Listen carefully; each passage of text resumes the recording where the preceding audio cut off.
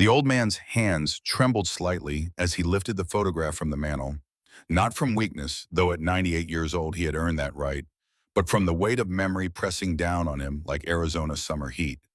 The black and white image showed a younger version of himself, lean and weathered at 58, standing beside an Apache woman whose eyes held the kind of strength that didn't need words. Between them, a space of perhaps 6 inches that somehow felt closer than any embrace. Great-Grandpa Jake?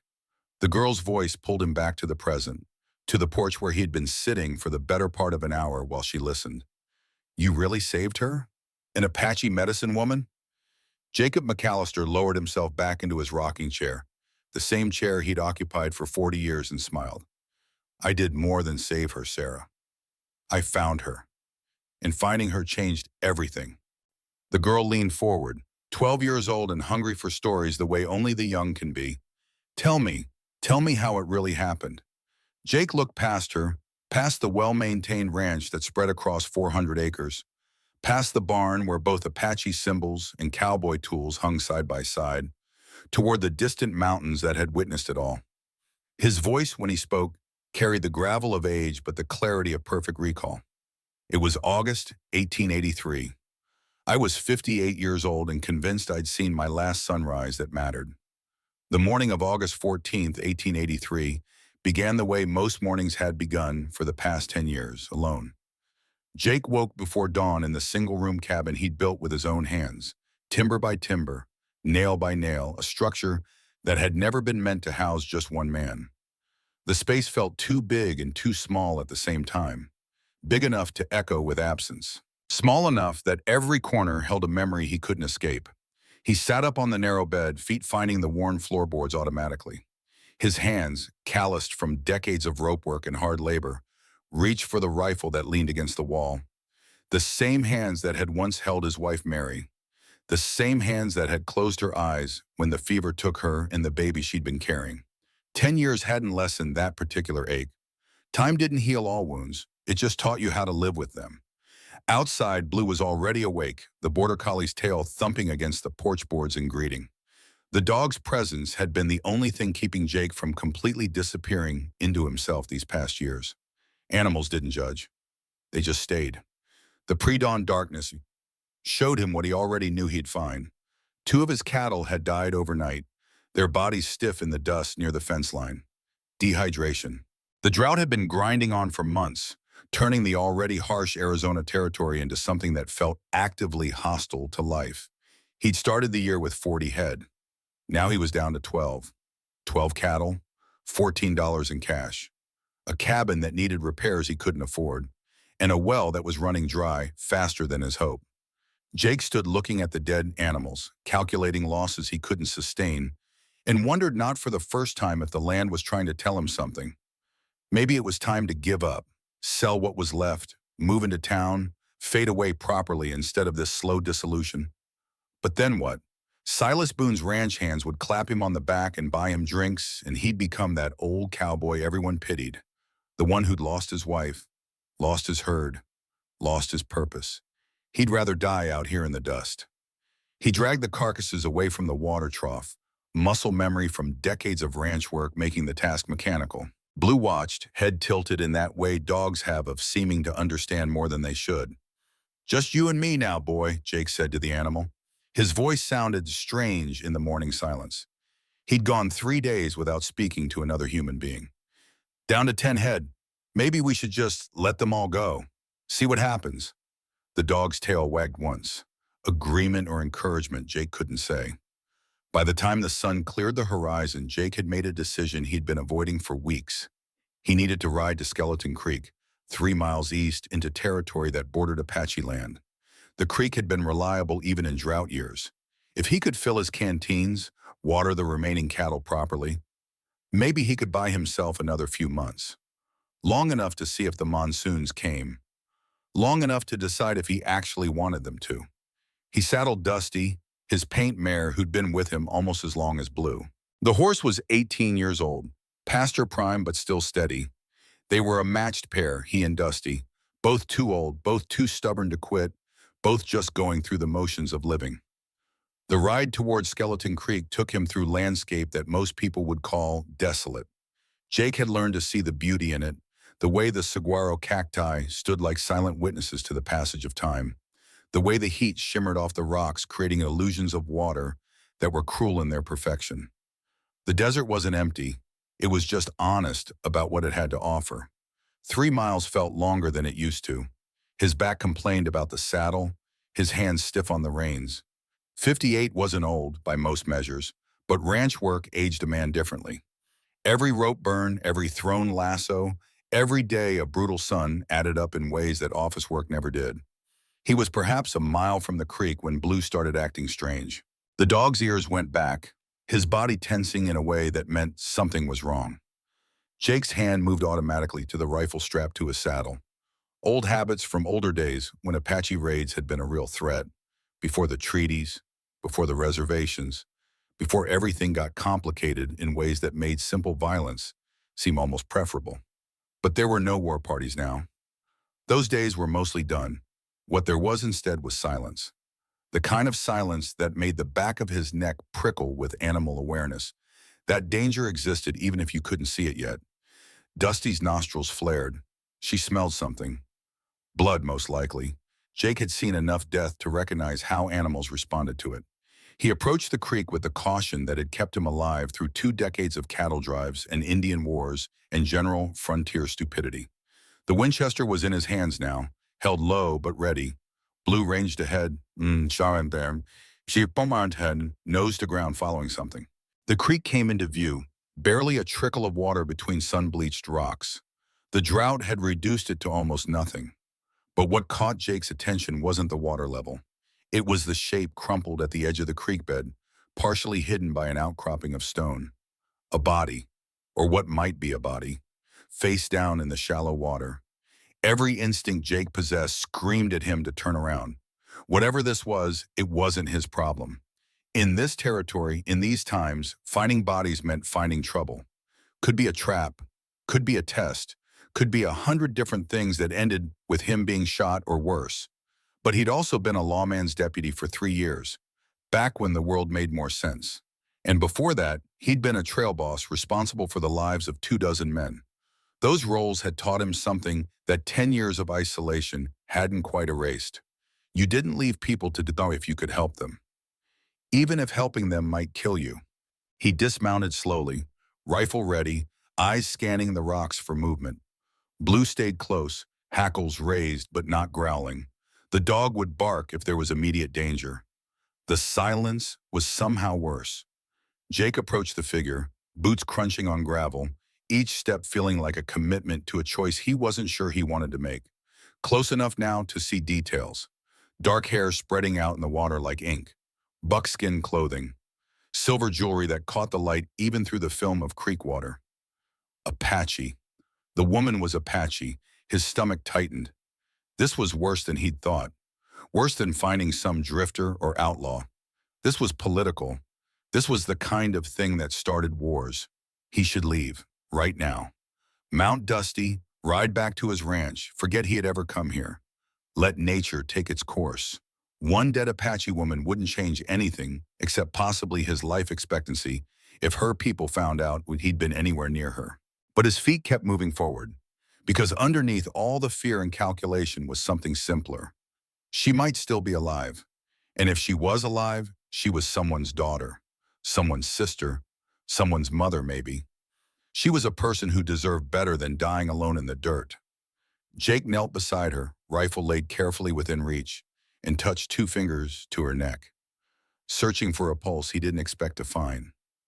There, faint, irregular, but there. Damn it, he whispered, because now he had to choose, and the choice was already made. He turned her over as gently as he could and got his first clear look at her face. She was older than he'd initially thought. Not a girl, a woman in her early 40s with the kind of features that spoke of strength rather than softness. High cheekbones, a strong arm, lips that even in unconsciousness held a firmness that suggested she didn't suffer fools. But what stopped his breath was the wound. A deep puncture wound in her left side between the ribs, still bleeding sluggishly. Knife work. Professional knife work from the look of it, angled upward to hit organs. Whoever had done this knew what they were doing. Her buckskin dress was torn, decorated with intricate beadwork that marked her as someone of importance. The silver bracelets on her wrists, 3 of them, weren't the kind of ornament you saw on just anyone. And around her neck, partially hidden by her hair, was a medicine pouch. Not a warrior's pouch, a healer's. Jake's mind raced through implications. Apache medicine woman, important family, judging by the jewelry and dress quality, attacked by someone skilled with a blade, left to die but not finished off, which suggested her attacker had been interrupted or had run out of time. He looked around again, seeing the scene with fresh eyes, signs of struggle in the disturbed gravel, blood trail leading from upstream. She'd been attacked somewhere else, managed to get this far before collapsing. Strong woman, determined woman, fighter. "Ma'am," he said, knowing she wouldn't understand English, but needing to say something. "Can you hear me?" Her eyes opened. Just a fraction, but enough. Dark eyes, almost black, that focused on his face with an intensity that made him freeze. For a long moment they stared at each other. White cowboy and Apache medicine woman. Enemy peoples, according to the history books. Strangers, according to any rational measure. Then her hand moved. Fast. Faster than someone that injured should be capable of. Reaching for something at her belt. A knife that wasn't there anymore. "Easy," Jake said, raising his hands. "I'm not here to hurt you." She didn't understand the words, but maybe she understood the gesture. Or maybe she was just too weak to fight anymore. Her hand fell back to the ground, but her eyes never left his face. Calculating, assessing, deciding if he was another threat or something else. Jake moved slowly, telegraphing every motion. He pulled his canteen from his belt, uncorked it, held it where she could see, tipped it so water sloshed. "Water," he said. "Just water." Her eyes moved to the canteen, back to his face. She gave the smallest nod. He supported her head with one hand, brought the canteen to her lips with the other. She drank desperately, water spilling down her chin, her throat working with the effort. When she'd had enough, she pulled back slightly. Whispered something in Apache that he didn't understand, but the tone was clear enough. "Thank you," or maybe "curse you." Hard to tell with people who had every reason to hate what you represented. Jake examined the wound as carefully as he could without touching her more than necessary. It was bad, worse than bad. She needed a doctor, needed proper medicine, needed things he couldn't provide out here in the middle of nowhere with nothing but creek water and ignorance. He could try to bandage her here, but she'd likely die before sunset. Could try to get her to his ranch, but the ride might kill her. Could leave her here and go for help, but help was hours away and she'd be dead before he got back. The only real choice was the one he'd already made the moment he'd checked for her pulse. He had to try to save her. Even if it meant risking everything. Even if it meant her people came looking and found her in the home of a white rancher and assumed the worst. "I'm going to lift you now," he said, knowing she didn't understand but needing to say it anyway. "This is going to hurt. I'm sorry." He slid one arm under her shoulders, the other under her knees, and lifted. She wasn't heavy, lighter than he'd expected, but the movement made her gasp, a sound of pure agony that cut through her warrior discipline. "I know," he said quietly. "I know it hurts, almost there." Getting her onto Dusty was the hardest part.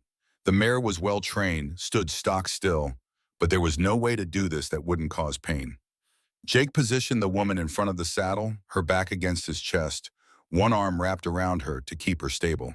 She was burning with fever. He could feel it through both their clothes, the heat of infection already taking hold. How long had she been lying there? Hours? A full day? Long enough for the wound to go bad. Blue whined, sensing distress, and Jake gave the dog a look that said, "Stay close." They began the ride back, slow and careful, every jolt of the horse's gait making the woman in his arms tense with pain. She drifted in and out of consciousness. When she was awake, she'd murmur things in Apache, words he couldn't understand but that sounded like prayers, or maybe curses. When she was unconscious, her breathing became shallow and rapid, the fever climbing. Jake found himself talking to her, A steady stream of meaningless words meant more to comfort himself than her. Almost there, just a little further. You're doing fine. Stay with me now. Halfway back to his ranch, he heard it, a sound that made every muscle in his body go rigid. Hoofbeats, coming fast from the east. He turned in the saddle, already knowing what he'd see. A rider, young, approaching at a gallop. And even from a distance, Jake could see the war paint, could see the bow, could see that this was a warrior, young and angry, and looking for something, or someone. The rider spotted them and let out a cry that echoed across the desert. Not a war cry exactly. Something else. Recognition. Horror. Rage. Jake kept Dusty moving, didn't reach for his rifle. Couldn't, not without dropping the woman. He just kept riding, kept his face forward, and waited for whatever was about to happen. The young warrior closed the distance in seconds, his pony nimble and fast. He came to a sliding stop 15 feet away, bow already drawn, arrow knocked and aimed directly at Jake's chest. The boy, because up close, Jake could see he was barely more than maybe 15 or 16, was shaking with fury, war paint still wet on his face, blood on his hands that might have been his own or someone else's. His eyes, wild with fear and anger, went to the woman in Jake's arms. He shouted something in Apache, a question, an accusation. Jake couldn't tell, but the meaning was clear enough in the arrow aimed at his heart. Put her down. Step away. Die quickly if you're lucky. Son, Jake said carefully, keeping his voice calm and level. I found her like this. I'm trying to help. The boy didn't understand English, but he understood tone. Didn't lower the bow, though. Didn't stop shaking.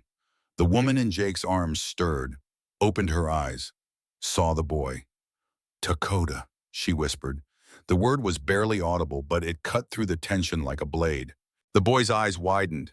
Shima, he said. Mother, she spoke again, longer this time, in Apache, her voice weak but firm. The boy listened, his bow lowering fractionally with each word she spoke. When she finished, she sagged back against Jake, the effort of speaking having drained what little strength she had left. The boy, Dakota, stared at Jake with an expression that mixed hatred and uncertainty in equal measure. He said something in Apache, a question. I don't speak your language, Jake said, but I know you're scared for her, so am I. She needs help, real help, medicine. My ranch is close, I can try to save her, or you can shoot me and take her and she'll be dead before sunset. Your choice, Wow. The words meant nothing to the boy, but Jake held his gaze, waited, let him decide. Dakota looked at his mother, back to Jake, at his mother again. The calculation happening behind his eyes was ancient and simple. Trust meant risk. But his mother was dying, and this white cowboy was offering help. Slowly the bow lowered. Not all the way, but enough. Thank you, Jake said. They rode together toward the ranch, an impossible caravan. Old white cowboy carrying a dying Apache medicine woman, young Apache warrior following with an arrow still knocked, and a border collie trotting alongside like this was just another day in the territory. The sun was high overhead when Jake's cabin finally came into view. It had never looked smaller or more inadequate. One room, bare walls, furniture built from scrap lumber. This was where he was supposed to save a life, but it was what he had, so it would have to be enough. He dismounted carefully, the woman's weight slight in his arms but precious in a way he hadn't felt responsible for another person in a decade. Dakota stayed mounted, bow ready, watching Jake's every movement with eyes that promised swift death if this turned out to be a trap. Blue barked once, a warning bark, and Jake looked up to see another rider approaching. His heart sank. Silas Boone, his only neighbor within 10 miles, coming to check on him like he did every few days since Mary died. The old rancher's concern was well-meaning, but this was the worst possible timing. Silas took in the scene with the quick assessment of a man who'd survived 40 years on the frontier. Apache woman bleeding. Apache warrior with a drawn bow. Jake standing between them. Jake, Silas said carefully, his hand moving toward his rifle. What in the name of God are you doing? Saving a life, Jake said. Or trying to. I need you to ride to town. Get Doc Morrison. Tell him emergency. Doc won't come for an Apache. Then tell him it's for me. Tell him Jake McAllister needs him now. And Silas? Jake met his old friend's eyes. Not a word to anyone else. Not yet. Please. Silas looked at the woman, at the boy, at Jake's face. Whatever he saw there made him nod once. Sharp. I'll bring him. You watch yourself. He turned his horse and rode hard toward town. Jake carried the woman inside his cabin, acutely aware of Dakota following, bow still ready, ready to kill at the first sign of betrayal. The cabin's interior was exactly as he'd left it that morning. One unmade bed, a table, two chairs, a stove. Shelves mostly empty, the accumulated evidence of a man who'd given up on the future. Jake laid the woman on his bed, the only surface that could hold her weight without collapsing. She was barely conscious now, her breathing shallow and rapid. He turned to Dakota, who stood in the doorway, silhouetted against the bright sunlight outside. I need to clean the wound, Jake said, miming washing motions. I need to touch her. Understand? Dakota didn't understand the words, but he understood the gesture. His jaw clenched, every instinct clearly screaming at him to refuse. But he looked at his mother, saw how close to death she was, and gave the smallest nod. Jake worked quickly, tore his cleanest shirt into strips for bandages, boiled water on the stove, pulled out the bottle of whiskey he'd been saving for the day he decided to drink himself to death, and used it as disinfectant instead. When he poured the whiskey into the wound, the woman's eyes snapped open and she screamed. A sound of pure agony that made Dakota surge forward, knife appearing in his hand as if by magic. I'm helping her, Jake said firmly, not looking at the boy, keeping his attention on the wound. This is going to save her life. He didn't know if it would, didn't know if anything would at this point. But he kept working, cleaned the wound as thoroughly as he knew how. The puncture was deep, too deep, angled up under her ribs in a way that meant whoever had done this knew exactly where to strike. She'd fought back, though. He could see defensive wounds on her arms, bruised knuckles on her right hand. This woman had killed or hurt her attacker before going down. Warrior to the end. Jake stitched the wound closed with thread meant for mending saddles. It was crude work, nothing like what a real doctor would do, but it was better than leaving it open. 16 stitches, each one making him wince in sympathy even though she was unconscious for most of it. When he finished, he wrapped clean bandages around her torso and covered her with his blanket. Then he stepped back, hands shaking from adrenaline and fear and the weight of responsibility he'd taken on. Dakota stood over his mother, one hand touching her hair, with a gentleness that contradicted the knife still gripped in his other hand. He looked at Jake, and for the first time, there was something other than hatred in his eyes. Not trust, not yet, but maybe the beginning of it. Recognition that this white man had tried to help rather than harm. Jake collapsed into his chair in the corner, suddenly exhausted beyond measure. His whole body ached. His hands were covered in blood. And in his bed lay an Apache medicine woman who might die anyway despite everything he had done. Well, he said to Blue, who'd settled on the floor between him and Dakota, this is new. The dog's tail wagged once. Outside, the sun continued its arc across the sky. Inside, three people who shouldn't be in the same room together waited to see if one of them would survive the night.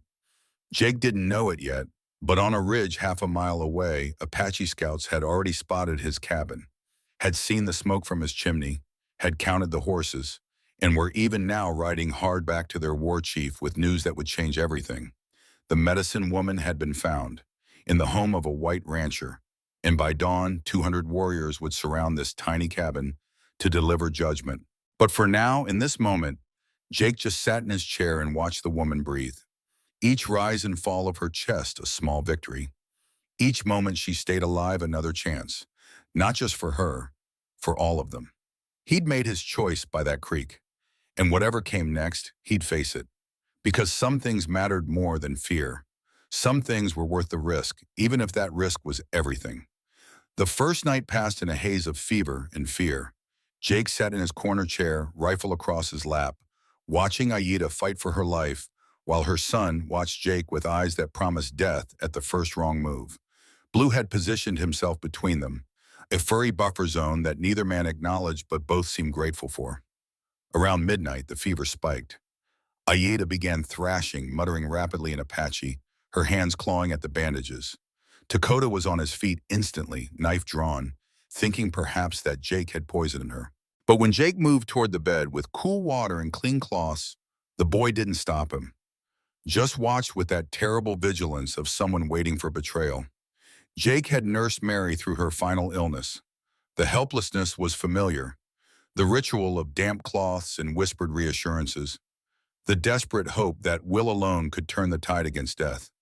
He worked methodically, cooling Aida's burning skin, checking the bandage for fresh bleeding, offering water when her lips moved.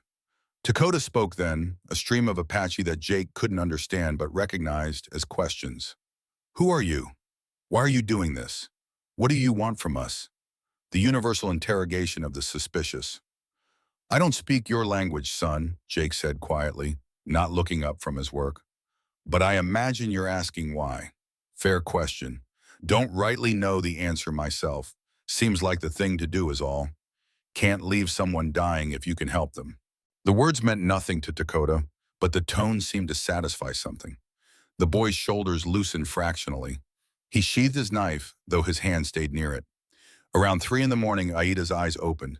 Truly opened, not the fevered half-consciousness that had come and gone all night. She looked at Dakota first, spoke a single word that made the boy's eyes fill with tears he refused to shed. Then her gaze moved to Jake. For a long moment, they simply looked at each other. Jake saw intelligence in those dark eyes, and pain, and calculation. She was assessing him, just as he'd assessed the wound, deciding if he was enemy or something else entirely. She tried to speak, but only managed a rasping sound. Jake brought water again, supported her head while she drank. This time, when she pulled back, she kept her eyes on his face. Spoke a phrase in Apache. Dakota translated haltingly.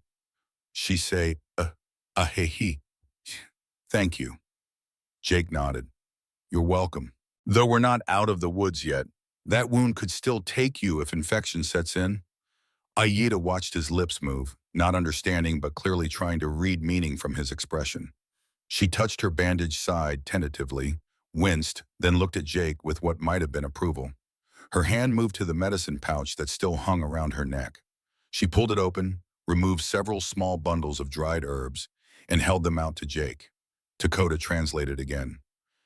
She say, use these. With hot water, make medicine. Jake took the herbs carefully, examining them in the lamplight.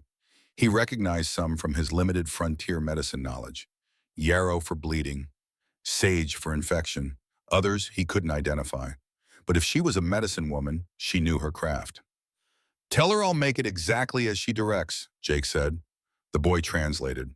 Aida gave a small nod, then began speaking, gesturing toward the stove, miming grinding motions, indicating proportions with her fingers.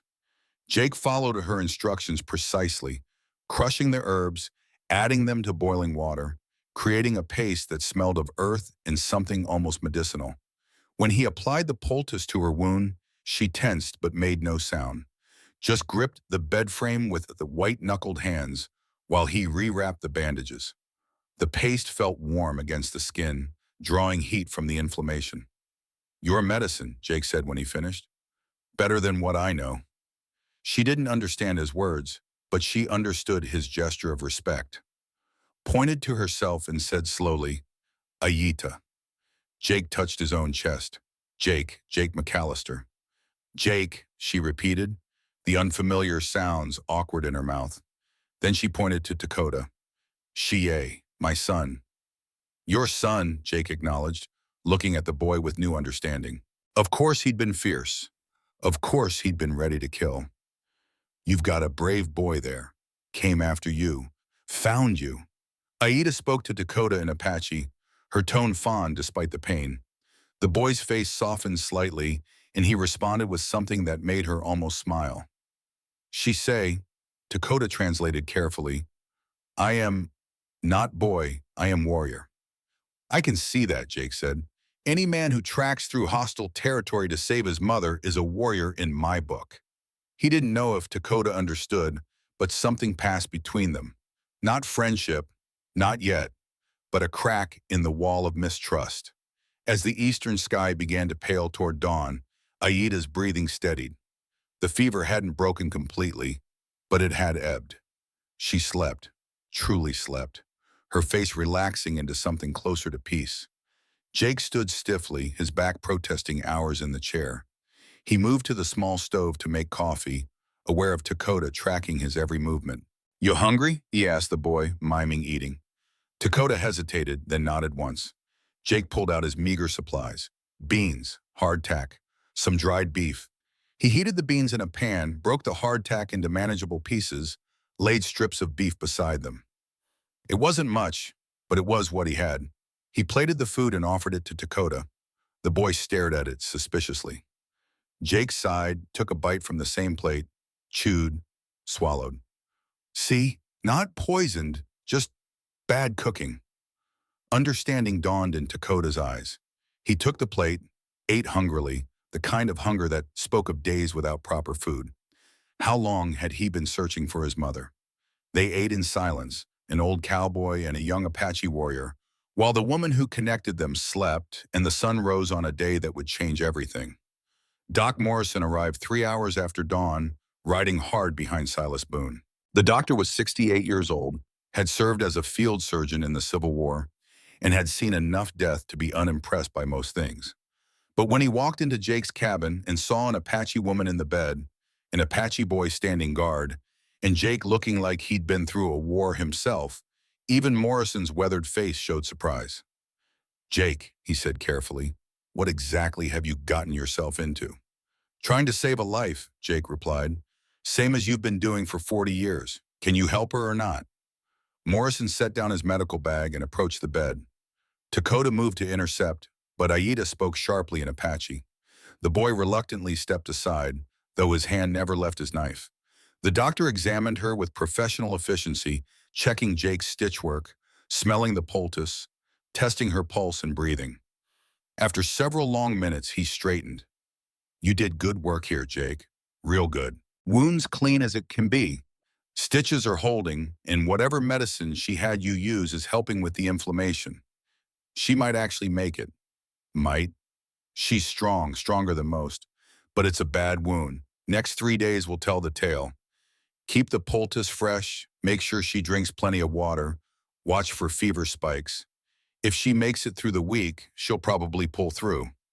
Morrison turned to look at Dakota, who was glaring at him with undisguised hostility. "The boy?" "Her son. He's been here all night making sure I don't do anything wrong." "Smart kid." Morrison packed his instruments. "Jake, you know what you're doing is dangerous. If word gets out you're harboring an Apache, especially a woman, people will talk, and not kindly. Let them talk. I'm serious. There are men in this territory who'd use this as an excuse for violence. Bounty hunters who'd see her as profit. And if her people come looking and find her here with you, they might not stop to ask questions before they start shooting." Jake met his old friend's eyes. "What would you have me do? Leave her to die?" Morrison sighed. "No, I suppose not. But be careful, Jake. The world's not as simple as doing right and hoping for the best." "Never has been," Jake agreed. "But sometimes it's all we got."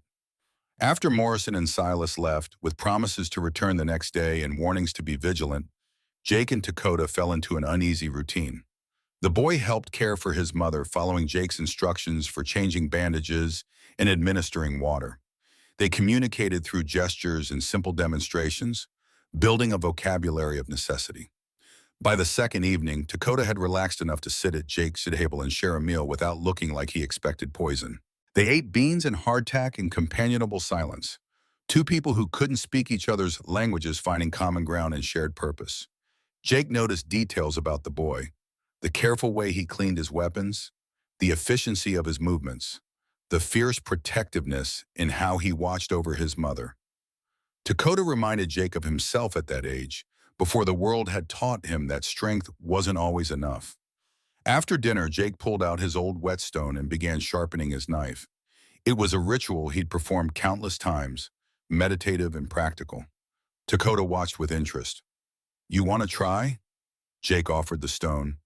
The boy took it carefully, examined the technique Jake had been using, then pulled out his own blade.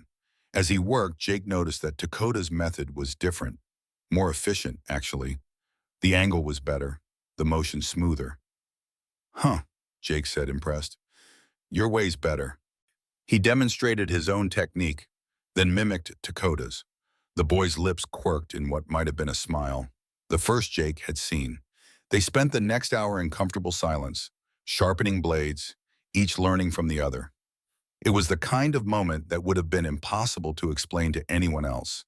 Enemy peoples, sitting peacefully in a frontier cabin, teaching each other through demonstration and patience. When Dakota finally spoke, it was in halting English. "Yuba, help my mother." When Jake considered the question. It deserved honesty. 10 years ago, my wife died. I was away working cattle drive. Came home to find her gone. Baby too, both of them. He touched the wedding ring he still wore. I couldn't save them. Couldn't even be there. Carry that every day.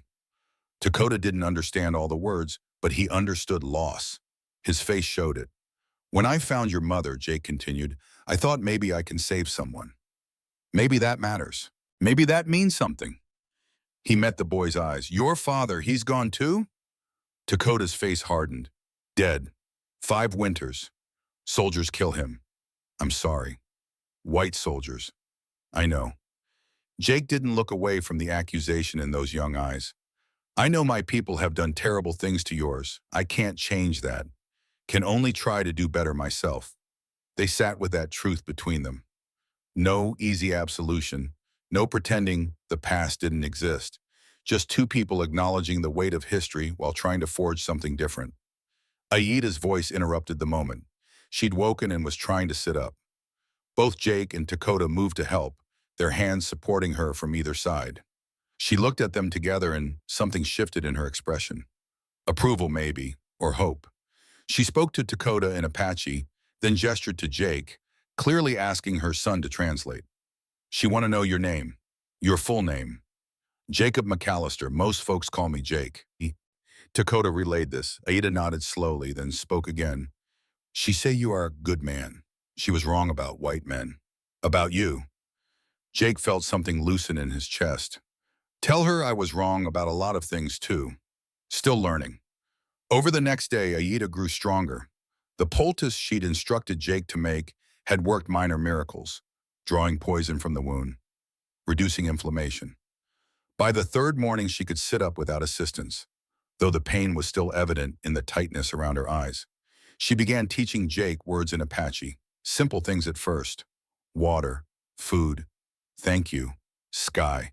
Her patience with his terrible pronunciation was remarkable, though Dakota clearly found it amusing. Toe, she would say, pointing to the water bucket. Toe, Jake would repeat. No, toe. The sound is from back of throat. Toe. Better. In return, Jake taught her English. She was a quick study, picking up nouns easily, struggling with verbs but determined to master them. He realized she was learning not out of idle curiosity, but out of necessity. She understood that communication might be the difference between life and death when her people came, because they would come.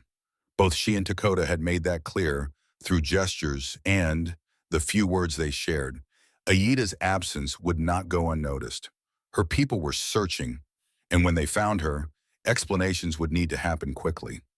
On the 4th morning, as Jake was changing Aida's bandages and marveling at how well the wound was healing, Blue suddenly erupted in frantic barking.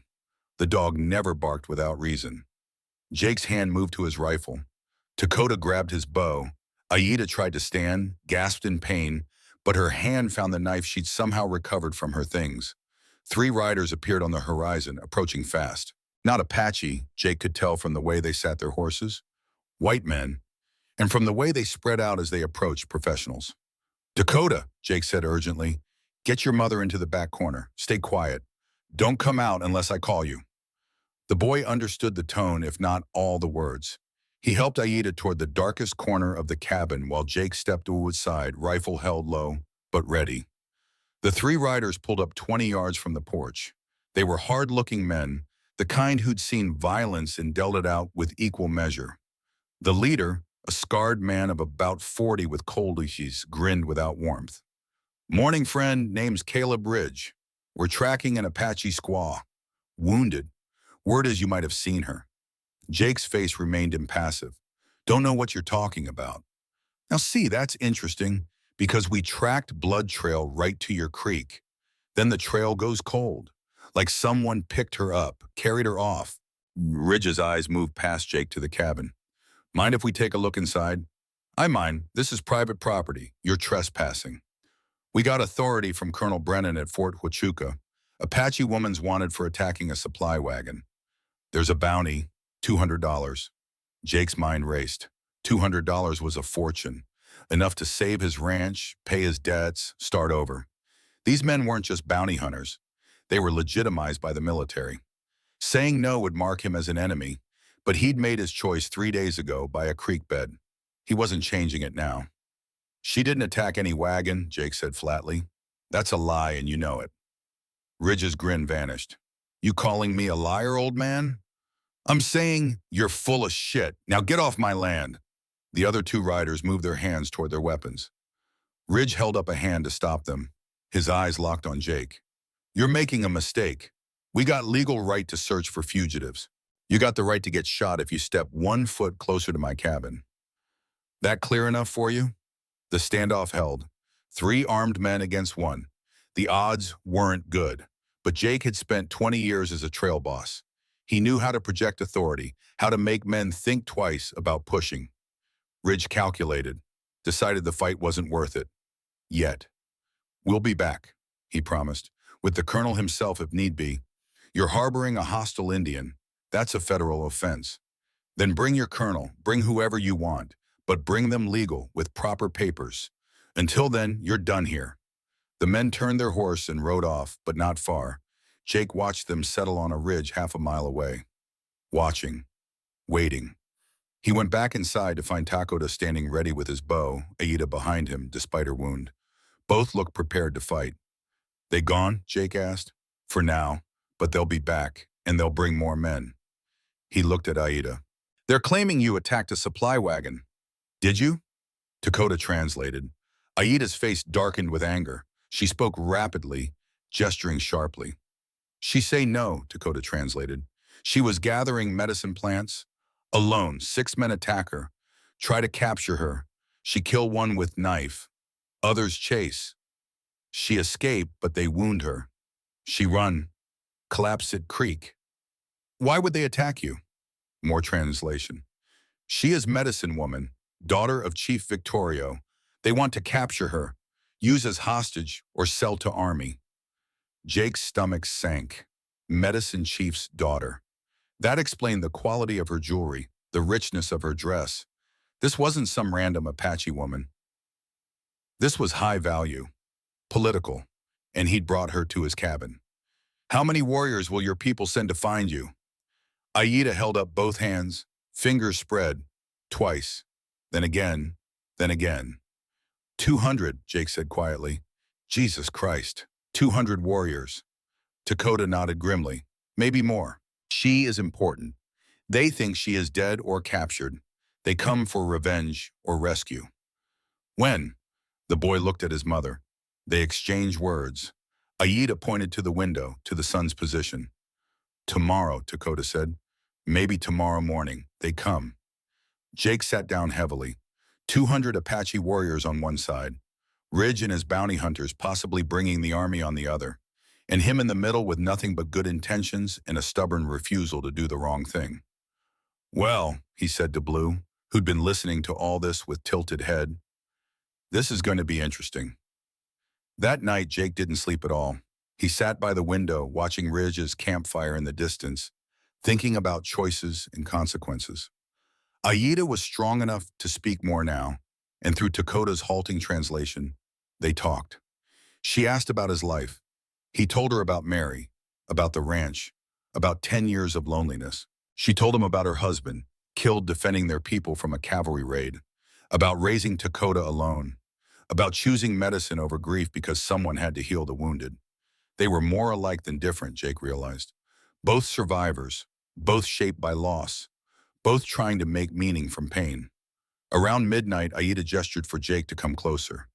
She took his hand, placed it over her heart so he could feel it beating steady and strong. You give back my life, she said in careful English. In my people's way, this make bond, forever bond. I just did what anyone should do. No.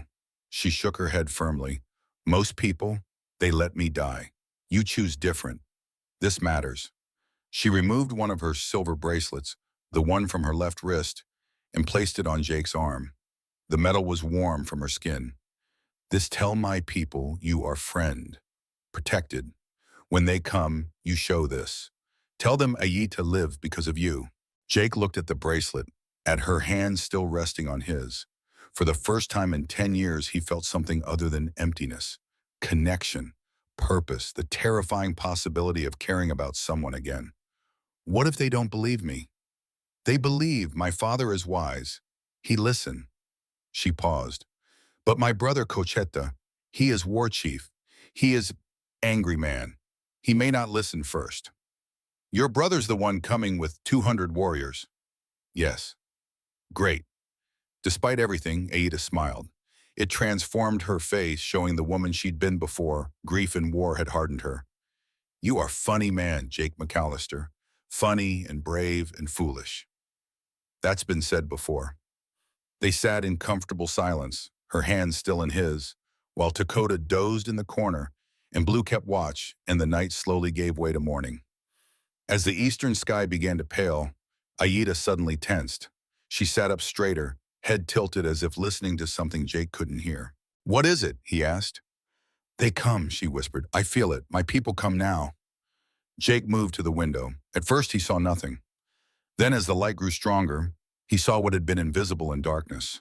Movement on the horizon, lots of movement. They were coming not from one direction, but from all sides, emerging from the desert like spirits materializing from the earth itself. Warriors on horseback, hundreds of them, moving in coordinated silence that spoke of military precision. Jake had seen cavalry charges, had witnessed Comanche raids, had lived through more violence than he cared to remember. But he'd never seen anything like this. The sheer number of warriors, the perfect formation, the controlled power of it. Dakota, he said quietly, wake up, son. Your people are here. The boy jerked awake, moved to the window, and his eyes went wide. He spoke rapidly to his mother in Apache. She responded, her voice calm despite what was coming. She say, Dakota translated, we go outside together. Show we are safe. Show you help us. And if they don't listen, if they think I hurt you, Aida met his eyes. Then you die. I die. We die together. But I think they listen. That's reassuring. But he helped her stand, supported her weight as they moved toward the door. Dakota took his mother's other side. The three of them, an impossible alliance, preparing to face judgment. Jake pushed open the door. The morning sun hit them full force and he had to squint against the brightness. When his eyes adjusted, his breath stopped in his chest. 200 warriors surrounded his property in a perfect crescent. Maybe more. The formation was complete. No gaps, no escape routes. Every man sat motionless on his horse, weapons ready but not raised. War paint and ceremonial dress. This was an army. In the center of the formation, 3 riders moved forward. The one in the middle wore the elaborate headdress of a chief. Medicine chief, Jake realized. That would be Victorio, Aida's father. To his left rode a warrior whose face paint was fierce red and black, hand resting on a rifle. War chief. Had to be Cochetta, her brother. The third was an elderly woman, her presence commanding despite her age. They stopped 30 feet from the porch. Complete silence fell. 200 warriors watching, waiting for a signal. Victorio dismounted slowly, each movement deliberate. He was perhaps 65, white streaking his long hair, but his eyes were sharp and missed nothing. He approached until he stood 10 feet from the porch, studying Jake, Aida, and Dakota. Then he spoke, his voice carrying in the morning stillness. In English. I know you. Jake blinked in surprise. Sir? Fort Apache, Treaty Talks, 1875. You testified about water rights, said Apache deserved fair treatment. Victorio's eyes narrowed. You are McAllister, deputy marshal then. Memory flooded back. Jake had nearly forgotten. 8 years ago, before Mary died, he'd been called to testify at treaty negotiations. He'd told the truth, that Apache had been cheated repeatedly, that they deserved honest dealing. The other white men present had been furious with him. "I remember," Jake said. "You're Chief Victorio." "I am." Victorio's gaze moved to Aida, his face transformed. Relief, joy, then fury as he saw the bandages, saw how weak she was. He spoke rapidly in Apache. Aida responded, gesturing to Jake, to Dakota, explaining. Her father listened, his expression shifting through emotions too complex to name. Cochetta dismounted, strode forward, hand still on his weapon. "What did you do to her?" "Saved her life," Jake said evenly. "Found her dying by the creek 4 days ago, brought her here, treated her wounds, that's all." "That's all?" Cochetta's voice dripped with suspicion. "White man finds Apache medicine woman alone, brings her to his cabin. We're supposed to believe he wants nothing?" "Believe what you want. I know what I did." The elderly woman approached Ayita, examined her wound with practiced hands. She was clearly another medicine woman. After a long examination, she spoke to Victorio in Apache. Victorio turned back to Jake. "Naughty says the wound was treated well, cleaned properly. Apache medicine used correctly. She says this is healer's work, not attacker's work." "Because I didn't attack her. 6 men did. Bounty hunters working for Colonel Brennan. They wanted to capture her, use her as hostage, or sell her to the fort. She killed one, escaped wounded. I found her. That's the truth." Cochetta stepped forward aggressively. "You expect us to believe that? White Cowboy risks everything for Apache woman?" "I expect you to ask your sister what happened. She was there, I wasn't." Victorio spoke sharply to Cochetta in Apache. The war chief subsided but didn't look convinced. Victorio approached the porch, placed his hand on Jake's chest over his heart. "I feel your spirit," he said. "It is wounded, old wounds. You carry ghosts." Jake didn't know how to respond to that. "My daughter says you gave her your bed, your food, your medicine, stayed awake to guard her fever, fought men who came for her." Victorio paused. "She says you did this expecting nothing, knowing it might cost you everything." "That's about right." "Why was I perfect?"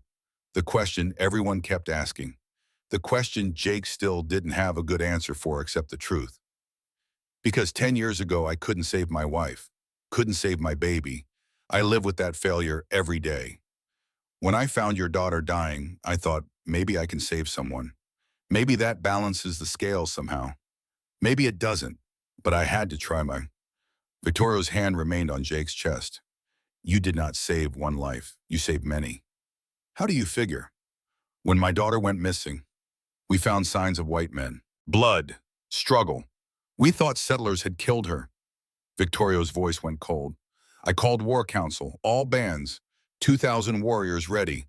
We would have burned every ranch from here to the fort, killed everyone who stood in our way." Jake's blood ran cold. "You were going to start a war." "Finish one. Too many times your people take from us, kill our families, break promises. We decided, enough. But you didn't, because young Dakota found tracks, followed them, found his mother alive, with you, sent Ryder back with news." Victorio's hand dropped. "You stopped war. You saved hundreds of lives, maybe thousands, and you didn't even know it." The weight of that truth settled over Jake like a physical thing. He'd saved one woman and accidentally prevented a massacre. "I didn't know," he said quietly, "which makes it more meaningful. You chose mercy without knowing the consequences. That is true courage." Victorio turned to his warriors, spoke in Apache. The assembled men shifted, weapons lowering, postures relaxing. He turned back to Jake. "We Apache pay our debts. Always. You saved the daughter of our medicine chief. You gave her back to us. This creates bond. Sacred bond." At his gesture, warriors began bringing items forward from pack horses. Lots of items. Jake watched in stunned silence as gifts piled up around his cabin. 6 strong horses, buffalo hides worth a fortune, silver jewelry, dried meat, hand-woven blankets, a new Winchester rifle, ammunition, medicine bundles, turquoise stones, bags of cornmeal. Chief, Jake protested, this is too much. I don't need payment. Not payment, honor. Different thing. To refuse is to insult us. Jake understood. This wasn't charity. This was ritual. Refusing would dishonor both of them. Then I accept, with gratitude. Victorio removed his own turquoise necklace, worn smooth from decades of use, and placed it around Jake's neck. This marks you as friend. All Apache will know. You have protection of all bands. Cocheta approached, still suspicious but less hostile. He extended his arm in warrior greeting. Jake clasped it. You are unexpected white man, Cocheta said. You are not the first to say that. Despite himself, Cocheta's lips quirked. You fight well? Used to. I'm old now. Old does not mean weak. My father is old. He is strongest man I know. It was as close to acceptance as Jake was going to get. He'd take it. Aida spoke then, addressing her father and brother and the assembled warriors. Jake didn't understand the words, but he heard his name, heard the conviction in her voice. She was defending him, telling them what he'd done. When she finished, Victorio announced something to the warriors. They responded with a unified cry that made the hair on Jake's neck stand up. What did you say? Jake asked. I told them you are family now, forever, that we owe you blood debt that can never be fully repaid, that any harm to you is harm to all Apache. I don't know what to say. Say you accept. Say you will honor this bond. Jake touched the turquoise necklace at his throat, looked at Aida, who was smiling despite her pain, at Dakota, who was watching him with something like respect, at the 200 warriors who had come for war and found instead something they hadn't expected. I accept it, he said. I'll honor it. All of it. As the sun climbed higher, the warriors began making camp around Jake's property. Victorio explained that Aida needed to rest several more days before she could travel. They would stay to guard her and to honor the man who'd saved her. Jake's failing ranch was suddenly surrounded by an Apache army, but they weren't there to attack. They were there to protect. The impossible had happened. He'd saved one life and gained a family. The morning after 200 warriors surrounded his ranch, Jake woke to find his coffee already brewed. Dakota stood at the stove, carefully pouring the dark liquid into Jake's tin cup, with the concentration of someone performing a sacred ritual. The boy had watched Jake make coffee 3 mornings in a row and apparently decided to master the skill himself. Thank you, Jake said, accepting the cup. The coffee was terrible, weak as dishwater, but the gesture mattered more than the taste. Dakota nodded seriously. I learn white man ways, you learn Apache ways. Fair. The boy's English had improved dramatically in just 4 days. Aida had been teaching him at night, preparing him for a world where speaking the enemy's language might mean the difference between war and peace. Through the cabin window, Jake could see the temporary village that had sprung up around his property. Teepees dotted the landscape. Cooking fires sent smoke spiraling into the morning sky. Children played while women worked and warriors stood watch. His failing ranch had become the center of something unprecedented. Aida was sitting up in bed, her color better, the wound healing with remarkable speed thanks to the combination of Apache medicine and stubborn determination. She'd insisted on helping prepare meals yesterday despite Nadi's protests, her healer's instinct to care for others stronger than her need to rest. She looked at Jake now with an expression he had seen on Mary's face a lifetime ago. Not quite affection, not yet, but the possibility of it. The recognition that 2 people who'd started as strangers might become something more. Coffee is bad, she said in careful English, gesturing to Dakota's pot with a smile that took the sting from the words. Very bad, Jake agreed, but he's learning. That counts for something. You are good teacher. Patient. She touched her bandaged side. I walked today. Outside. See my people. Doc Morrison said another 2 days of rest. I am medicine woman. I know my body. Her eyes flashed with the same warrior spirit her son possessed. I walk. Jake knew better than to argue. Then I'll walk with you. Make sure you don't fall. I not fall? Humor an old cowboy. She considered this, then nodded. Old cowboy can come. The moment they stepped outside, the camp transformed. Warriors stood at attention. Women paused in their work. Children stopped playing. All eyes turned to Aida. the medicine woman who'd been missing and was now returned, standing beside the white rancher who'd saved her. Victorio emerged from the largest teepee, Cocheta at his side. The war chief's face was less hostile than it had been yesterday, but suspicion still lurked in his eyes. Trust would take time. "Daughter," Victorio said, approaching with measured steps, "you should rest." "I rest by seeing my people alive and well, father." Victorio smiled at that. "Stubborn, like your mother was." He turned to Jake. "We must talk, you and I, about what comes next." They walked to the edge of camp, far enough for privacy but still visible to the warriors on watch. Cocheta followed, unwilling to let his sister's rescuer be alone with the chief even now. "Colonel Brennan will not accept this outcome," Victorio said without preamble. "He wants war, needs war.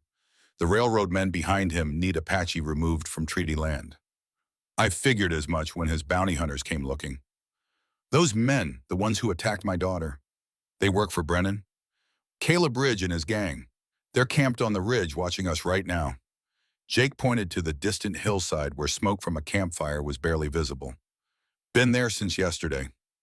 Cocheta's hand moved to his rifle. "We could kill them." "And prove Brennan right?" Victorio shook his head. "No, we need different way." Jake thought about the problem, applying the logic he'd used as a deputy marshal years ago. Brennan's claiming Aita attacked a supply wagon. That's his excuse to mobilize troops. But it's a lie. "Truth does not matter if lie is believed," Victorio said. "Then we expose the lie, make it public, get witnesses who can't be ignored." Jake's mind worked faster now, seeing the solution. "I still know people. Marshal Henry Cordell in Prescott. He's honest. If I can get to him, present the evidence, he has authority over territorial matters. Brennan is military. Military does not answer to civilian law."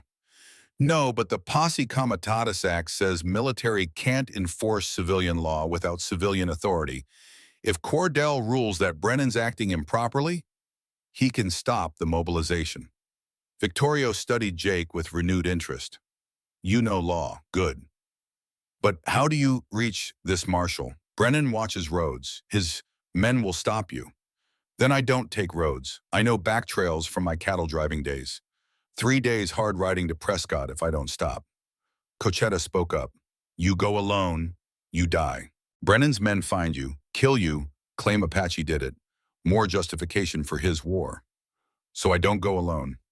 The war chief's eyebrows rose. "You want Apache escort? White man riding with Apache warriors into territorial capital? Why not? Makes a statement. Shows we're working together. Shows Apache want peace, want justice, not war." Victorio and Cocheta exchanged a long look, some silent communication passing between them. Finally, Victorio nodded. "Cocheta goes with you. And 5 warriors. Kale, Naiche, Tahoe, Bidzil, Tarak. Good men. Skilled." Jake's stomach tightened. Riding into white territory with 6 Apache warriors was either brilliance or suicide. Maybe both. "When do we leave?" "Tomorrow dawn. Today, you rest. Prepare. Say goodbye." Victorio's eyes held knowing. "My daughter will worry." "She's got enough to worry about healing. She worries about you now, whether you know it or not." And the old chief walked away, leaving Jake to consider the truth of that statement and what it meant. That afternoon, Jake sorted through his supplies, deciding what to take for a 3-day hard ride. Aida watched from the bed, supposedly resting but clearly supervising. "You need more water," she said. "Desert between here and Prescott. Springs are dry." "I'll manage." "You are stubborn, old man." "You're one to talk about stubborn." She smiled at that. "We are same, I think. Both too stubborn to die when we should." Jake looked at her, really looked. The silver in her dark hair caught the light. The lines around her eyes spoke of years spent squinting into desert sun and bearing pain without complaint. She was beautiful in the way that weathered stone was beautiful, shaped by time into something essential and true. "Aita," he said carefully, "when this is over, when Brennan stopped and the war's prevented, what happens then?" "I return to my people. You stay here. We live." "That's it? We just go back to how things were?" She was quiet for a long moment. "Things cannot be how they were. Too much has changed. You saved my life. I am bound to you by that debt. In Apache way, that bond does not end. What does that mean exactly? It means I think about you when I should think about medicine. It means I want to see you smile because your smile is rare and precious. It means when you ride tomorrow, part of me rides with you. She met his eyes. What it means for future, I do not know. But I know I want there to be future, with you in it. Jake's throat went tight. He hadn't expected that, hadn't let himself hope for it. I'm 58 years old. I'm broke. I'm living in a cabin that's falling apart. I've got nothing to offer you. You have honor. You have courage. You have kindness even when it costs you. She reached for his hand. That is not nothing, Jake McAllister. That is everything. He took her hand, feeling the calluses from years of grinding medicine, feeling the strength that had survived her husband's death and kept her people alive through hardship. Their fingers intertwined, his weathered and worn, hers dark and skilled. And for the first time since Mary died, Jake allowed himself to feel something other than grief. I'll come back, he promised. I'll stop Brennan and I'll come back. I know, because you keep promises. I see this in you.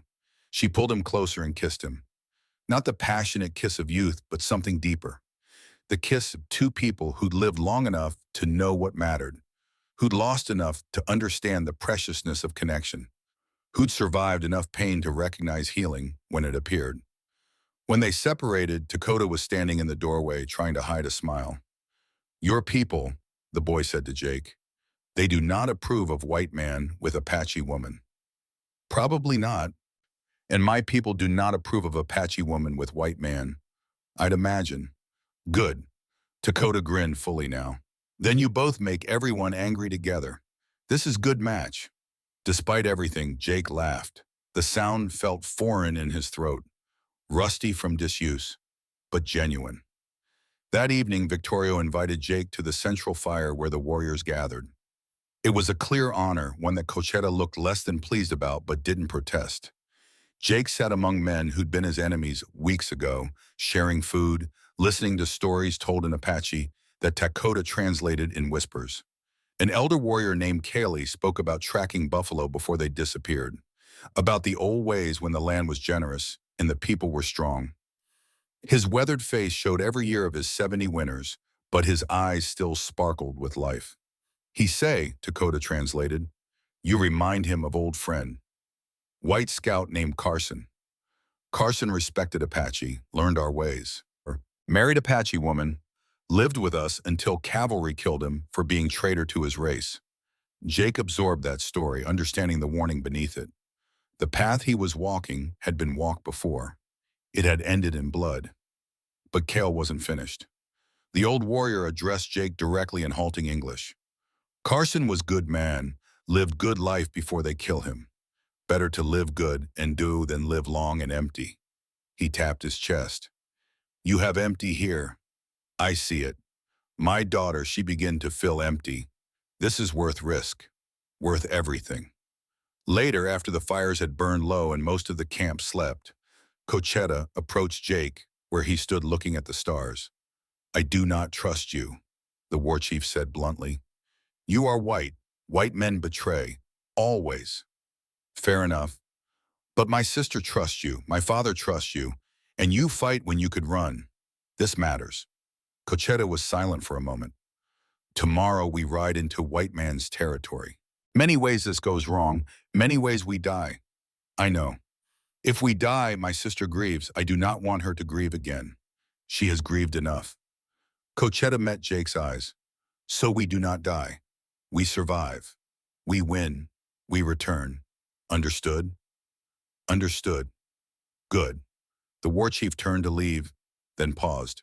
You are strange man, Jake McAllister. Unexpected. But maybe strange is what we need now. World is changing.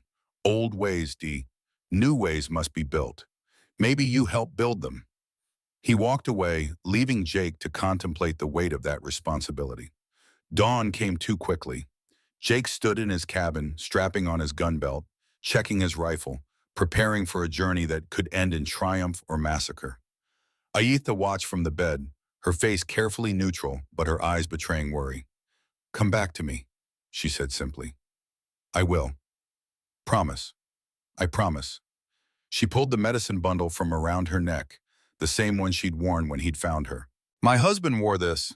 It protected him in many battles. Then one day it did not. Maybe it protects you better."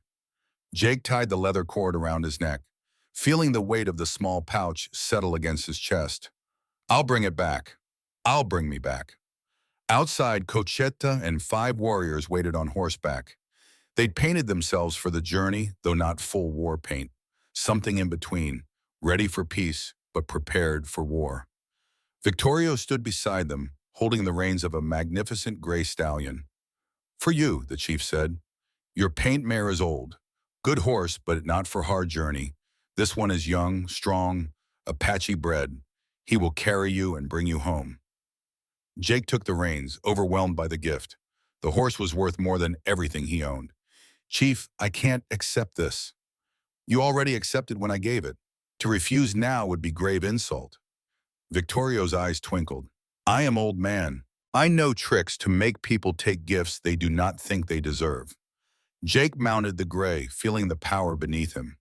The horse danced slightly, testing his new rider, then settled when Jake's hands proved steady and knowledgeable. "Ride with honor," Victorio said. "Return with truth. Show white men that Apaches seek justice, not war." "I'll do my best." "Your best is why we trust you." They rode out as the sun cleared the horizon, 7 riders heading into territory where their very presence might spark the war they were trying to prevent. Jake looked back once and saw Aida standing at the cabin door despite her wound, one hand raised in farewell. He returned the gesture, then faced forward. The next 3 days would determine everything. The journey to Prescott was grueling. They avoided main trails, sticking to paths known to Apache and old cattle drivers, places where white patrols rarely ventured. At night, they camped without fires, ate dried meat and pemmican, took turns standing watch. Cochetta proved to be excellent company despite his initial hostility. The war chief had a dry wit that emerged once he'd decided Jake wasn't an immediate threat. On the second night, sharing watch under stars so bright they cast shadows, Cochetta spoke about his sister. "Aida was always strong, even as child. When mother died, she did not cry. Just learned all mother's medicine knowledge in 1 year, as if she could keep mother alive by continuing her work." "She's remarkable," Jake agreed. "She is also alone. My brother, her husband, he was good man, but he died 5 years ago. She closed her heart after that. Said she would not love again. Said love brought only pain." Cochetta looked at Jake. "Until you. I didn't ask for that, didn't plan it. Best things are not planned. They happen because spirits will it." The war chief paused. "In my people's way, when you save life, you become responsible for that life, forever connected. You and my sister, you are bound now. This bond is sacred. You understand?" "I'm beginning to." "Good, because if you hurt her, bound or not, I will kill you slowly." Jake appreciated the honesty. Fair warning. On the 3rd morning, they reached the outskirts of Prescott. The territorial capital was bustling, full of miners and ranchers and businessmen, all of whom stopped and stared when 7 riders emerged from the desert. An old white cowboy leading 6 Apache warriors through the main street. People scrambled out of their way. Merchants pulled their children inside. Someone ran for the sheriff. But Jake rode calmly toward the territorial marshal's office, the warriors flanking him in perfect formation, showing discipline and control. Marshal Henry Cordell was standing outside his office, hand on his gun, when Jake dismounted. "Jake McAllister," Cordell said slowly. "Either you've lost your mind or you've got one hell of a story to tell." "Bit of both, Henry. Can we talk? Privately?" Cordell looked at the Apache warriors who sat their horses without moving, faces impassive. "They coming inside too?" "Just their leader, Cochetta, war chief of the Chiricahua Apache. The rest will wait out here." "A war chief, in my office. Jesus, Jake." But Cordell stepped aside, gesturing them in. Inside the cramped office, Jake laid out everything. Aida's attack, his rescue, the bounty hunters working for Brennan, the false claim about Apache raiding a supply wagon. The railroad conspiracy to provoke war and seize treaty land. Cordell listened, taking notes, asking pointed questions. He was 55 years old, had been a lawman for 30 years, and knew how to separate truth from lies. You got proof of any of this? Jake produced Aida's torn dress, still stained with blood. Knife wound, not bullet. Bounty hunters use knives when they want to take someone alive. The wound pattern matches what they do. Cochetta added through Jake's translation. 6 men attacked. She killed one with knife. We found body. White man, known bounty hunter named Slade. He had paper from Colonel Brennan. Promise of payment for Apache captives. You have this paper? Cochetta pulled out a folded document, blood-stained but readable. Cordell's face darkened as he read. This is a military requisition order. Brennan authorized payment for Apache prisoners. That's illegal under the treaty. That's why we're here, Jake said, to expose this before Brennan starts a war based on lies.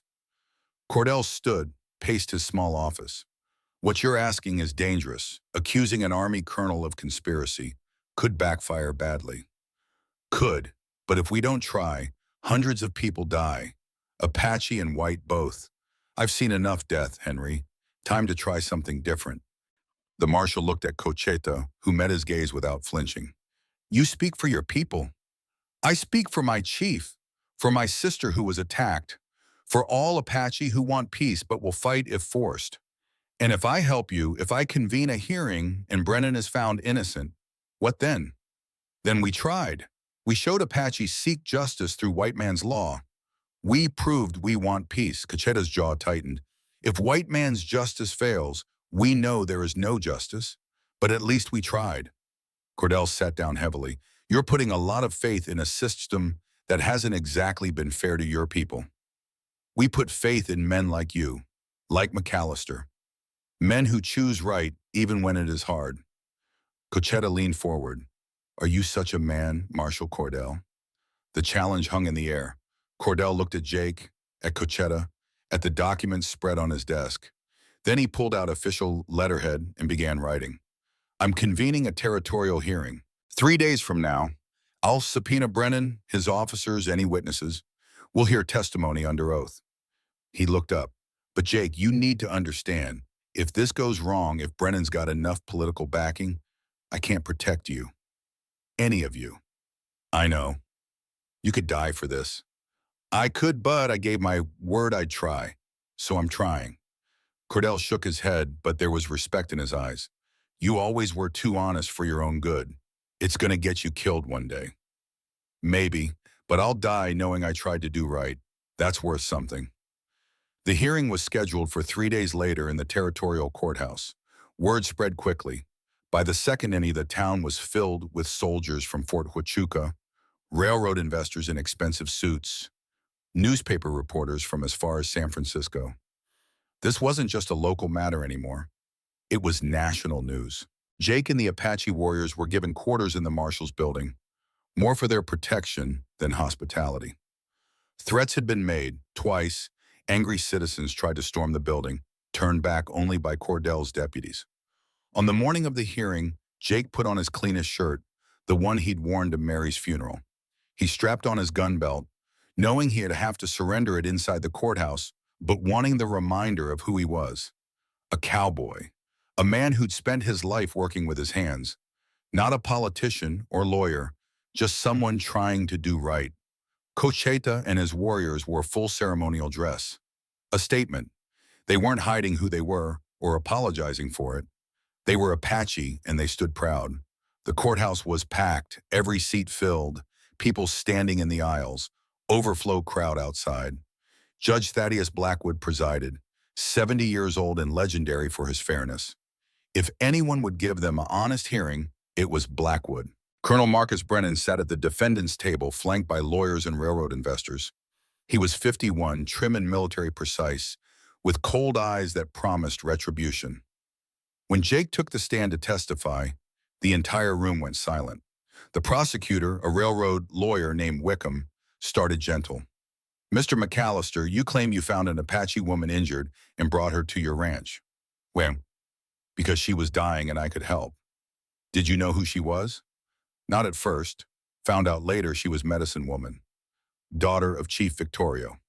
And you decided to harbor this woman despite knowing Apache were considered hostile? Apache are not hostile.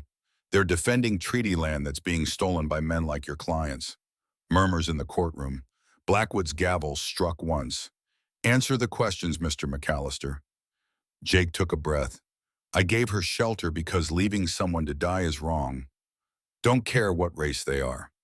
Wickham pounced. Very noble. Or perhaps you saw opportunity. Pretty Apache woman, alone, vulnerable. Perhaps your motives weren't so pure. Jake's hands clenched. My motives were to save a life, that's all. Yet here you are, leading Apache warriors into our capital, disrupting peace, making wild accusations against a decorated army officer. Seems like you've become quite invested in these savages. Object to the term savages, Cordell called out. Sustained, Blackwood agreed. Counselor, stick to facts. Wickham tried a different approach. The woman's wound. You claim she was attacked by bounty hunters? I know she was, she told me. Her son confirmed it. We found the body of one of her attackers. The word of an Apache against the testimony of 6 white witnesses who saw Apache attack a supply wagon. Who should we believe, Mr. McAllister? Jake met Wickham's eyes. The one telling the truth. The testimony continued for hours. Doc Morrison testified about treating the knife wound, confirming it was consistent with Jake's story. Dakota testified through a translator, describing his mother's attack and Jake's rescue. Cochetta presented the requisition order from Brennan authorizing payment for Apache prisoners. But the railroad's lawyers were good. They cast doubt on everything, suggested the requisition was forged, questioned the translation, implied Jake was being manipulated or paid off. By the second day, Jake wasn't sure they were winning. Then Marshal Cordell called a surprise witness, a young soldier, Private Thomas Webb, who'd been part of the supply wagon escort. Webb took the stand looking terrified. He was maybe 20 years old, barely old enough to shave, and his hands shook as he was sworn in. Private Webb, Cordell said gently, tell us what happened the day of the alleged Apache attack. Webb swallowed hard. There was no Apache attack, sir. The courtroom erupted. Blackwood's gavel pounded repeatedly before order was restored. Explain, Cordell said. Colonel Brennan ordered us to stage an attack, said it was for the greater good, to justify relocating the Apache. We were supposed to fire our weapons, wound each other slightly, scatter supplies, make it look like a raid. Webb's voice gained strength. I didn't want to do it, but he's my commanding officer. I had to follow orders. Did you see any Apache that day? No, sir, not a single one. Who wounded the soldiers who claimed to be injured in the attack? We wounded each other, grazed shoulders, leg wounds, nothing serious. Colonel Brennan supervised to make sure we did it right. Brennan was on his feet, face purple with rage. This is outrageous. That soldier is lying. Sit down, Colonel, Blackwood ordered. You'll have your chance to testify. But the damage was done. Webb's testimony, combined with Jake's evidence and Cochetta's documentation, painted a clear picture. Mom. Brennan had manufactured an Apache attack to justify military action. The railroad investors needed the treaty land. War was the easiest way to get it. When Blackwood finally rendered his verdict, his voice carried the weight of moral authority. I find that Colonel Brennan acted outside proper authority, manufactured evidence of Apache hostility, and conspired with civilian investors to violate federal treaty obligations. I'm ordering all military operations against Apache suspended immediately. Furthermore, I'm recommending Colonel Brennan face court-martial for these actions. The courtroom exploded with noise. Some cheered, others shouted in outrage. Soldiers moved to arrest Brennan, who was protesting loudly about judicial overreach and military prerogatives. Jake sat back, exhausted. They'd won. Somehow, impossibly, they'd won. Cochetta gripped his shoulder. You did it. You stopped the war. We did it, together. Jake had noticed Caleb Ridge in the courthouse gallery during the testimony. The bounty hunter's scarred face twisted with rage as Blackwood read the verdict. When soldiers moved to arrest Brennan, Ridge had slipped out through the side door. Jake should have paid more attention to that, should have warned Cordell. But in the moment of victory, he'd let his guard down. Outside the courthouse, a crowd had gathered. Some hostile, some supportive, all wanting to see the men who changed history. Jake and the Apache warriors made their way through carefully, Cordell's deputies running interference. They were almost to their horses when shots rang out. Jake felt the impact before he heard the sound, searing pain in his left shoulder, spinning him around. More shots. Cochetta returned fire, warriors forming protective circle around Jake. Through the chaos, Jake saw him, Caleb Ridge, the bounty hunter, standing on a rooftop with a rifle. He'd taken his shot and failed to kill. Now Cordell's deputies were firing back, and Ridge was retreating. Jake collapsed, Cochetta catching him. The war chief shouted something in Apache. Cale appeared with a horse. They got Jake mounted, Cochetta holding him steady, and rode hard out of town. The pain was intense but not unbearable. Shoulder wound through and through, missed bone. Jake had seen worse, survived worse. But as they rode through the desert toward home, Jake's vision blurred. Blood loss or exhaustion or the simple release of tension, he couldn't say. The last thing he remembered was Cochetta's voice. "Stay with me, friend. Your woman waits. You promised to return." He had promised, and Jake McAllister kept his promises. The ride back was a blur of pain and determination. 3 days through desert that seemed to stretch endlessly, each jolt of the horse sending fresh agony through his shoulder. Cochetta held him upright, the war chief's strength the only thing keeping Jake from falling. They changed bandages when they stopped, using Apache medicine from Kel's pouch. The wound wasn't fatal, but infection was always a risk. By the second night, Jake's fever spiked. He drifted in and out of consciousness, sometimes thinking he was young again on a cattle drive, sometimes calling for Mary, sometimes whispering Ayita's name. "She waits for you," Cochetta said each time. "Stay alive. She waits." On the third morning, they saw smoke from Jake's ranch. Victorio's camp still surrounded the property, and when the warriors saw them approaching, a cry went up. Within minutes, the entire camp knew. Jake was back, wounded but alive. Ayita was at the cabin door before Cochetta could dismount. She took in Jake's condition with a medicine woman's practiced eye, already issuing orders to Nady for herbs, for clean water, for bandages. Between them, they got Jake inside and onto the bed. For the next 4 days, Ayita barely left his side. She fought his fever the way he'd fought hers, with cool cloths and whispered words and stubborn refusal to accept defeat. Doc Morrison came and went, pronouncing the wound clean and the treatment excellent. But it was Ayita's hands that changed the bandages, Ayita's voice that called him back when the fever tried to take him, Ayita's presence that made him fight to stay. When he finally woke, truly woke, it was to find her exactly where he'd left her, waiting, just as he'd waited for her. He woke to familiar surroundings, his cabin, his bed. Ayita's face above him, worry etched in every line. "You came back," she whispered. "I keep my promises." "You are shot." "Just a graze. I'll live." "You better live. I have plans for you." Despite the pain, Jake smiled. "What kind of plans?" "Long plans, future plans, plans that require you alive and healthy." She touched his face gently. "Plans that require us." "Us," Jake repeated. "I like the sound of that." Outside, he could hear the camp. Victorio's voice raised in what sounded like celebration. Warriors singing, the news had spread. Brennan was stopped. War was prevented. Peace, fragile and uncertain, but real, had been achieved. Dakota entered, grinning. "My grandfather says you are hero, says you will be remembered forever in Apache songs." "I'm no hero, just did what needed doing." "That is what heroes do," Ayita said softly. "They do what needs doing when others will not." Jake looked at her, at Dakota, at the life that had somehow emerged from his desperate loneliness. He'd saved one woman and found a family. He'd risked everything and gained more than he'd dreamed possible. "What happens now?" he asked. "Now," Ayita said, "we heal, we build, we prove that Apache and White can live together in peace." "Think people will let us?" "Some will, some won't. We show them anyway." She took his hand. "Together." "Together," Jake agreed. Outside, the sun was setting over the Arizona desert, painting the sky in shades of gold and crimson. The land that had seemed so harsh and unforgiving just weeks ago now felt different. Not gentler, but full of possibility.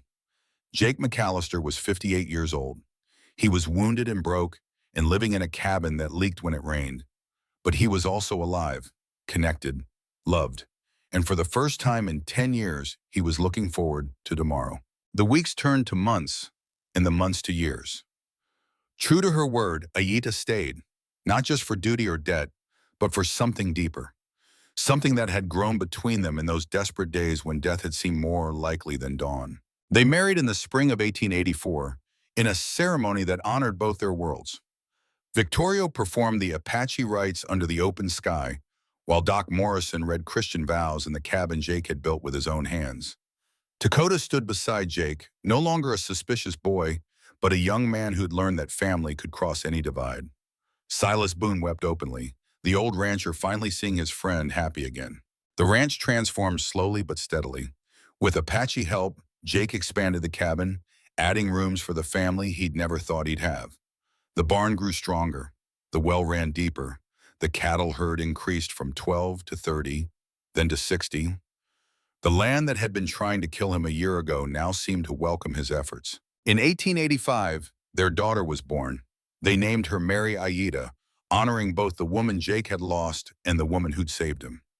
Aida labored through the night with Nady's experienced hands guiding her, and when Jake held his daughter for the first time, 40 years of grief finally released its grip on his heart. Dakota married an Apache woman named Helena 2 years later and built his own cabin on the edge of Jake's property. 3 generations lived and worked the land together, creating something unprecedented in the territory.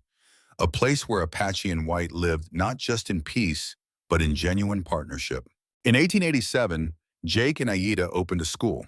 It was Aida's idea, born from watching Dakota struggle to bridge 2 worlds. The one-room building taught children both Apache and English, both traditional medicine and frontier survival skills. White and Apache children learned side by side, and slowly, impossibly, the next generation began to see each other as simply children. Victorio died in 1890, passing quietly in his sleep at 72 years old. With his dying breath, he named Jake Honorary Chief, a title that carried both honor and responsibility. Jake mediated disputes between Apache and settlers, his word trusted by both sides because he'd proven, again and again, that he valued justice over advantage. By 1900, the ranch had grown to 400 acres. Jake was 75, his hair white, his body bent from decades of hard labor, but his mind sharp and his purpose clear. He'd become a legend in the territory, the cowboy who'd prevented a war and built a bridge between peoples. Aida was 60, still practicing medicine, still teaching, still the strongest person Jake had ever known. When Arizona achieved statehood in 1912, Jake's testimony about treaty rights helped ensure Apache protections were written into the state constitution. It was, he told Aida on the day they signed it, the proudest moment of his life, aside from meeting her. They had 38 years together. Not enough, never enough, but more than either had dared hope for in those desperate days by Skeleton Creek. Aida died peacefully in 1921, her hand in Jake's, surrounded by children and grandchildren and great-grandchildren who carried both their bloodlines and their legacy. Jake lived another 22 years without her, but he was never truly alone. The family they'd built surrounded him. The bridge they'd created held strong, and every day he thanked whatever spirit had led him to that creek on that August morning. The old man's voice faded, and Sarah realized her great-grandfather had tears on his weathered cheeks. She reached out and took his hand, the same hand that had lifted Aida from Skeleton Creek 60 years ago. "You really loved her," Sarah said softly. "More than I thought possible," Jake admitted. "After Mary died, I thought that part of me was dead too. Aida showed me it was just sleeping, waiting for someone brave enough to wake it up." He looked at the photograph again, at the space between him and Aida that spoke of closeness despite distance. "She used to say," Jake continued, "that some bonds are stronger than blood, stronger than law, stronger than death. The bond between people who choose each other despite every reason not to. That's what we had, what we built." Sarah looked around the ranch house, at the blend of Apache and cowboy tools, at the photographs showing generations of mixed heritage families, at the prosperity that had grown from her great-grandfather's single choice to show mercy. "And it all started because you couldn't leave someone today," she said. "That's all it ever takes," Jake said. "One person choosing kindness when cruelty would be easier. One person building a bridge when others are burning them. One person believing that people matter more than fear. He stood slowly, his 98-year-old body protesting, but still strong enough. He walked to the mantel and picked up another photograph, this one recent. It showed Sarah's father, Jake's grandson, standing with his Apache wife and their children. All of them descendants of that impossible choice made 60 years ago. You asked me if I saved her, Jake said. Truth is, Sarah, we saved each other. And in saving each other, we saved a lot more than just two lives. We saved the possibility that people can change, can choose better, can build something new. He handed her the photograph of him and Aida. This is yours now, along with everything it represents. The ranch, the legacy, the responsibility to keep building bridges even when the world tries to burn them down. Sarah took the photograph carefully, feeling the weight of history in her hands. I will, great-grandpa, I promise. Good girl. Jake smiled, the same smile Aida had fallen in love with. That's all any of us can do. Keep our promises, do right even when it's hard, and trust that kindness, real kindness, never goes to waste. He looked out the window one last time, at the land that had tried to kill him and ended up giving him everything. The desert had taught him its final lesson, that in the harshest places the most unlikely things could grow, that from death could come life, that from loneliness could come family, that from one choice to show mercy could come 60 years of legacy. Outside, the Arizona sun set in shades of gold and crimson, just as it had on that first day when he'd ridden toward Skeleton Creek. The desert was eternal, but the changes one man could make within it, those were eternal too. Jake McAllister died peacefully that night, December 14th, 1943, at the age of 98. He died as he'd lived the last 60 years of his life, surrounded by family, at peace with his choices, certain that his life had mattered. The ranch still operates today, owned by his descendants, a living testament to the truth that bridges are stronger than walls, that kindness is more powerful than fear, and that sometimes the simple act of refusing to leave someone to die can change the course of history.